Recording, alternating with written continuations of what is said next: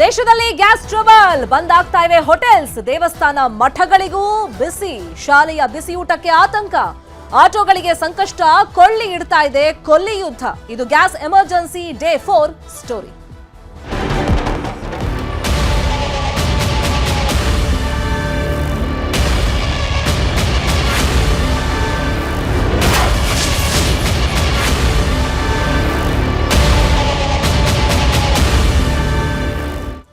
ಒಂದ್ ಕಡೆ ಗಲ್ಫ್ ರಾಷ್ಟ್ರಗಳಲ್ಲಿ ಯುದ್ಧ ನಡೀತಾ ಇದ್ರೆ ಅದರ ನೇರ ಪರಿಣಾಮ ನಮ್ಮ ದೇಶದ ಮೇಲೆ ಆಗ್ತಾ ಇದೆ, ಜಾಗತಿಕವಾಗಿ ಹಲವಾರು ದೇಶಗಳ ಮೇಲೆ ಆಗ್ತಾ ಇದೆ, ನಮ್ಮ ರಾಜ್ಯದಲ್ಲೂ ಆಗ್ತಾ ಇದೆ.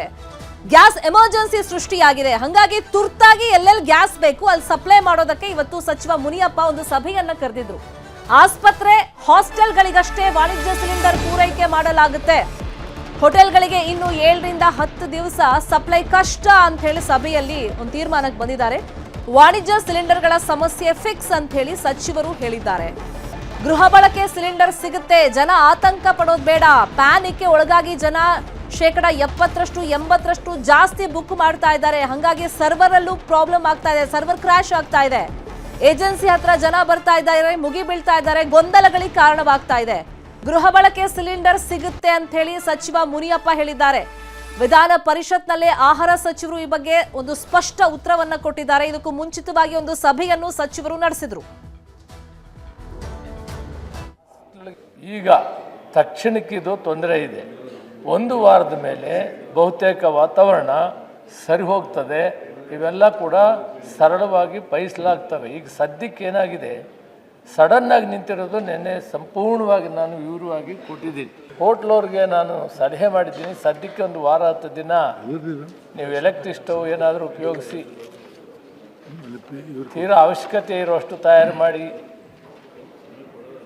ಮತ್ತು ಈಗ ತಕ್ಷಣಕ್ಕೆ ನಾವು ತೀರಾ ಅವಶ್ಯಕತೆ ಇರುವಂಥ ಹಾಸ್ಪಿಟ್ಲ್ ಆಗ್ಬೋದು, ಹಾಸ್ಟೆಲ್ ಆಗ್ಬೋದು, ರೆಸಿಡೆನ್ಷಿಯಲ್ ಸ್ಕೂಲ್ ಆಗ್ಬೋದು, ಮ್ಯಾನುಫ್ಯಾಕ್ಚರಿಂಗ್, ಈಗ ಹಾಸ್ಪಿಟ್ಲ್ಗೆ ಫುಡ್ಡನ್ನು ತಯಾರು ಮಾಡಬೇಕಾಗ್ತದೆ. ಅದಕ್ಕೆಲ್ಲ ಕೂಡ ವ್ಯವಸ್ಥಿತವಾಗಿ ಕಮರ್ಷಿಯಲ್ ಸಿಲಿಂಡರನ್ನು ನಾವು ಕೊಡ್ತೇವೆ ಅಂತ ಆಶ್ವಾಸನೆ ಕೊಟ್ಟಿದ್ದಾರೆ. ನಾನು ಕೂಡ ಸದನ ಕೇಳ್ತಾ ಇದ್ದೀನಿ. ಹೋಟೆಲ್ಸ್ ಅವರು ಸ್ವಲ್ಪ ದಿನ ತಾಳ್ಮೆಯಿಂದ ಇರಬೇಕು, ಅನಿವಾರ್ಯವಾಗಿದೆ. ಅಲ್ಲಿ ಎಲೆಕ್ಟ್ರಿಕನ್ನು ಉಪಯೋಗಿಸ್ಕೊಂಡು ಸದ್ಯಕ್ಕೆ 1 ವಾರ 10 ದಿನ ಸುಧಾರಿಸಿದರೆ ಅಷ್ಟೊತ್ತಿಗೆಲ್ಲ ಸಲೀಸಾಗಿ ಪರಿಹಾರ ಆಗ್ತದೆ, ಸೂಚನೆ ಇದೆ. ಈಗ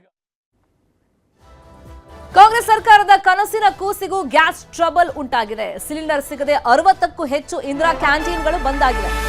ಸಿಲಿಂಡರ್ ಸಿಗದೆ ಆಹಾರ ಪೂರೈಕೆಯನ್ನ ನಿಲ್ಲಿಸಿಬಿಟ್ಟಿದ್ದಾವೆ ಗುತ್ತಿಗೆ ಕಂಪನಿಗಳು. ಈಗಾಗಲೇ GBAಗೆ ಪತ್ರವನ್ನ ಬರೆದಿದ್ವು ಗುತ್ತಿಗೆ ಕಂಪನಿಗಳು. ಗ್ಯಾಸ್ ಇಲ್ಲ ಅಂತಂದ್ರೆ ಅಡುಗೆ ಮಾಡೋಕ್ಕಾಗಲ್ಲ, ಅಡುಗೆ ಮಾಡಲಿಲ್ಲ ಅಂತಂದ್ರೆ ಬೇರೆ ಬೇರೆ ಇಂದಿರಾ ಕ್ಯಾಂಟೀನ್ಗಳಿಗೆ ಅದನ್ನು ಸಪ್ಲೈ ಮಾಡೋಕ್ಕಾಗಲ್ಲ ಅಂತ ಹೇಳಿ ಸಮಸ್ಯೆ ಬಗೆಹರಿದಿಲ್ಲ. ಬೆಂಗಳೂರಿನ 60 ಇಂದಿರಾ ಕ್ಯಾಂಟೀನ್ಗಳು ಕ್ಲೋಸ್ ಆಗಿವೆ.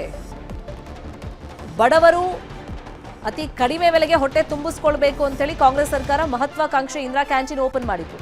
ಬಟ್ LPG ಕಮರ್ಷಿಯಲ್ ಗ್ಯಾಸ್ ಅಭಾವದಿಂದಾಗಿ ಈಗ ಇಂದಿರಾ ಕ್ಯಾಂಟೀನ್ಗಳು ಬಂದ್ ಆಗಿವೆ.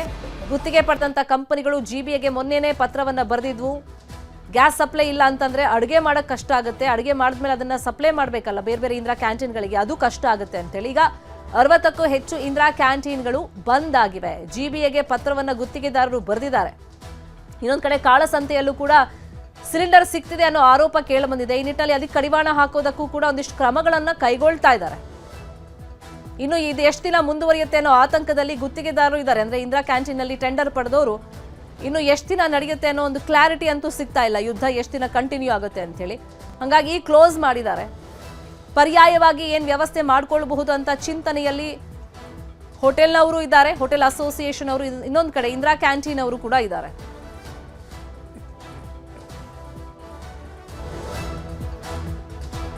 ಗ್ಯಾಸ್ ಸಿಲಿಂಡರ್ ಪೂರೈಕೆಯಲ್ಲಿ ವ್ಯತ್ಯಯ ಉಂಟಾಗಿದೆ.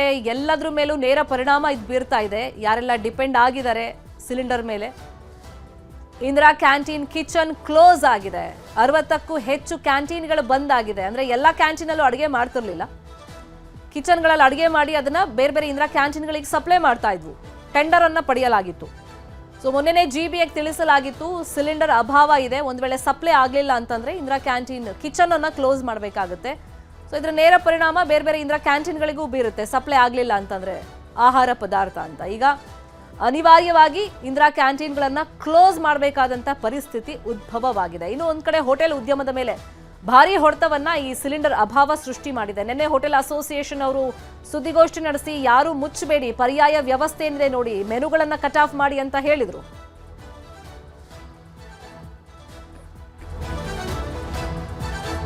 ಸೊ ಇವತ್ತಿನ ಪರಿಸ್ಥಿತಿ ಹೆಂಗಿದೆ ಈ ಬಗ್ಗೆ ಡೀಟೇಲ್ ಆಗಿ ಇನ್ಫಾರ್ಮೇಶನ್ ಅನ್ನು ಕೊಡ್ತಾ ಹೋಗೋದಕ್ಕೆ ನೇರ ಸಂಪರ್ಕದಲ್ಲಿ ಕನೆಕ್ಟ್ ಆಗಿದ್ದಾರೆ ನಮ್ಮ ರಿಪೋರ್ಟರ್ ಆಶಿಕ್ ಮುಲ್ಕಿ. ಸಿಲಿಂಡರ್ ಸಿಗದೆ ಹೋಟೆಲ್ಗಳಲ್ಲಿ ಸಂಕಷ್ಟ ಇದೆ, ಅಂದ್ರೆ ಹೋಟೆಲ್ಗಳನ್ನ ಕ್ಲೋಸ್ ಮಾಡಬೇಡಿ, ಮೆನುಗಳಲ್ಲಿ ಕೆಲವೊಂದು ಕಟ್ ಆಫ್ ಮಾಡಿ ಅಂತ ಅಂದಿದ್ರು. ಹಾಗಾಗಿ ಇವತ್ತು ಎಷ್ಟು ಮಟ್ಟಿಗೆ ಎಷ್ಟು ಪರ್ಸೆಂಟೇಜ್ ಹೋಟೆಲ್ ಓಪನ್ ಇದೆ, ಇನ್ನೊಂದ್ ಕಡೆ ಇಂದಿರಾ ಕ್ಯಾಂಟೀನ್ ಮೇಲೆ ನೇರ ಹೊಡ್ತಾ ಬಿದ್ದಿದೆ. ಹಾಗಾಗಿ ಬಡವರ ಹೊಟ್ಟೆ ಮೇಲೆ ಈ ಗ್ಯಾಸ್ ಅಭಾವ ತಟ್ತಾ ಇದೆ. ಸೊ ಇಂದಿರಾ ಕ್ಯಾಂಟೀನ್ ಎಷ್ಟು ಕ್ಲೋಸ್ ಆಗಿದೆ? ಶರ್ಮಿತಾ, ಇಂದಿರಾ ಕ್ಯಾಂಟೀನ್ಗೂ ಕೂಡ ಗ್ಯಾಸ್ ಕೊರತೆಯಿಂದಾಗಿ ಬಂದ್ ಆಗುವಂಥ ಪರಿಸ್ಥಿತಿ ನಿರ್ಮಾಣ ಆಗಿರುವಂಥದ್ದು. ಸದ್ಯಕ್ಕೆ ನಾನು ಮೈಸೂರು ಬ್ಯಾಂಕ್ ಸರ್ಕಲ್ ಬಳಿ ಇರುವಂಥ ಇಂದಿರಾ ಕ್ಯಾಂಟೀನ್ನಲ್ಲಿದ್ದೀನಿ. ಇದು ಕೂಡ ಈಗಾಗಲೇ ಬಂದ್ ಆಗಿದೆ. ಕಳೆದ 2 ದಿನಗಳಿಂದ ಈ ಒಂದು ಕ್ಯಾಂಟೀನ್ ಬಂದಿದೆ ಅಂತ ಇಲ್ಲಿನ ಸ್ಥಳೀಯರು ಹೇಳ್ತಾ ಇದ್ದಾರೆ. ಒಟ್ಟಾರೆ ಬೆಂಗಳೂರಿನಲ್ಲಿ 170ಕ್ಕೂ ಅಧಿಕ ಇಂದಿರಾ ಕ್ಯಾಂಟೀನ್ಗಳಿದ್ದಾವೆ. ಈ ಪೈಕಿ 60ಕ್ಕೂ ಇಂದಿರಾ ಕ್ಯಾಂಟೀನ್ಗಳು ಇದೀಗ ಇವತ್ತಿನ ದಿನ ಬಂದ್ ಆಗಿರುವಂಥದ್ದು. 28 ಇಂದಿರಾ ಕಿಚನ್ಗಳಲ್ಲಿ 170ಕ್ಕೂ ಅಧಿಕ ಇಂದಿರಾ ಕ್ಯಾಂಟೀನ್ಗಳಿಗೆ ಪ್ರತಿದಿನ ಆಹಾರವನ್ನು ಪೂರೈಕೆ ಆಗ್ತಾ ಇತ್ತು.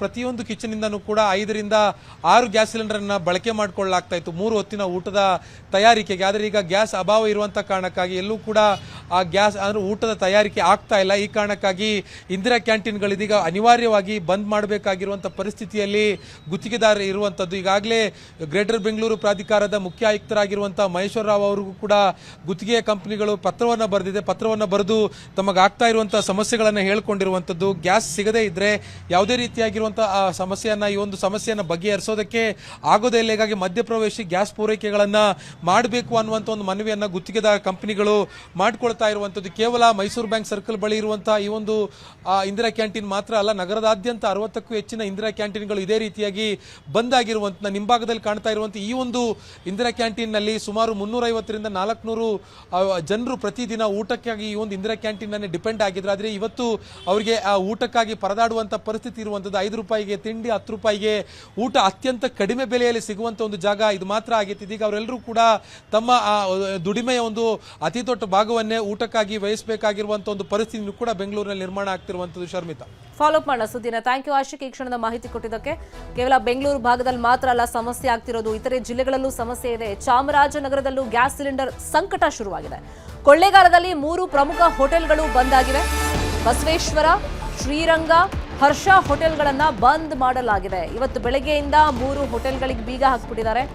ಹೋಟೆಲ್ ಕ್ಲೋಸ್ ಆಗಿರುವಂತ ಪರಿಣಾಮ ಅಲ್ಲಿ ಕೆಲಸ ಮಾಡುವಂತ ಕಾರ್ಮಿಕರಿಗೂ ಈಗ ಸಂಕಷ್ಟ ಎದುರಾಗಿದೆ. ಇನ್ನು ಎಷ್ಟು ದಿನ ಗ್ಯಾಸ್ ಸಪ್ಲೈ ಆಗಲ್ಲ, ಕೆಲಸ ಮಾಡಿಲ್ಲ ಅಂತಂದ್ರೆ ಸಂಬಳ ಸಿಗಲ್ಲ, ಸಂಬಳ ಸಿಕ್ಕಿಲ್ಲ ಅಂತಂದ್ರೆ ಜೀವನ ನಿರ್ವಹಣೆ ಹೆಂಗೆ, ಕುಟುಂಬ ನಿರ್ವಹಣೆ ಹೆಂಗೆ ಮಾಡೋದು ಅಂತ ಹೇಳಿ ಕಾರ್ಮಿಕರಿಗೂ ಈಗ ಸಂಕಷ್ಟ ಎದುರಾಗಿದೆ. ಚಾಮರಾಜನಗರ ಭಾಗದಲ್ಲಿ ಬಸವೇಶ್ವರ, ಶ್ರೀರಂಗ, ಹರ್ಷ 3 ಹೋಟೆಲ್ಗಳು ಇವತ್ತು ಬೆಳಗ್ಗೆಯಿಂದ ಕ್ಲೋಸ್ ಆಗಿದೆ.